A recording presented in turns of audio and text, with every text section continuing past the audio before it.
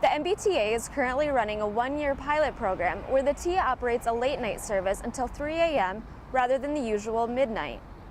Professor of Urban Affairs and City Planning, Terry Reagan, has more on how it affects the Boston residents and the city. How does the late-night MBTA service benefit the community?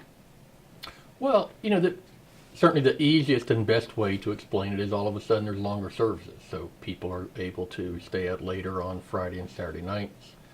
It gives you the opportunity to not have to worry about being home by 12:30. It presumably helps people who are working late as well as people who just want to go out. People benefited include waitresses.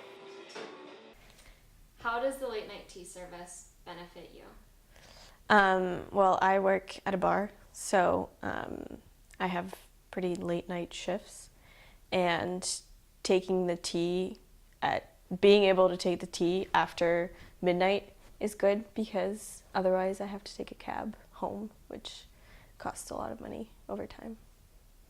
In what ways does the late-night MBTA service have disadvantages?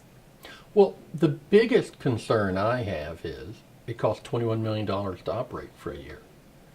Who's going to pay for that? If you have a T pass, you don't pay any additional money, but yet the T is providing more service. If you don't bring in more money, do they have to take away from other services?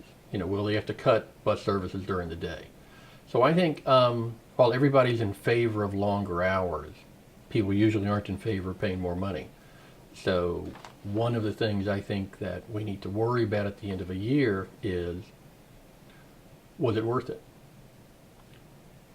And I think it really will take looking at the end of how many people used it, what kind of people used it, and was it worth taking money away from other services?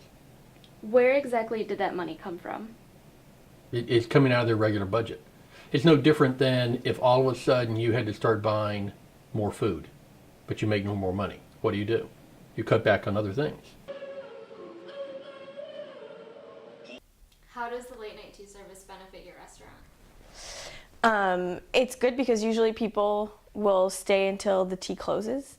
So if the tea closes at 3, they stay until 3, which is good because all bars close at 2. So they stay until 2 and then they can take the tea home.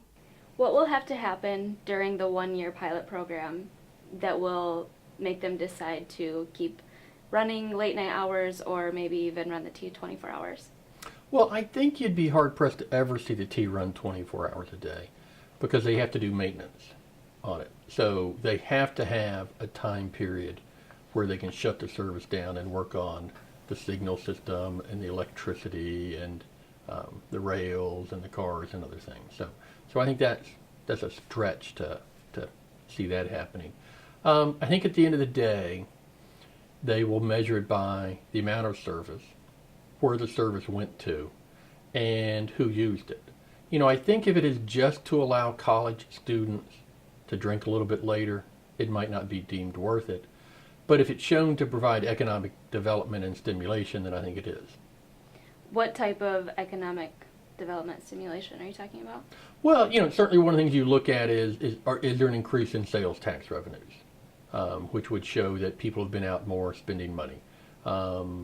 Are the number of people who are using the service using it because they're working later or they're making deals or something like that? Does the late night tea service only being available on the weekends affect you at all? Yeah, because bars close at 2 every day of the week, no matter if it's a Tuesday or a Saturday, and the tea operates until 3 only on Fridays and Saturdays. So if I close on a Tuesday night, I still have to take a cab.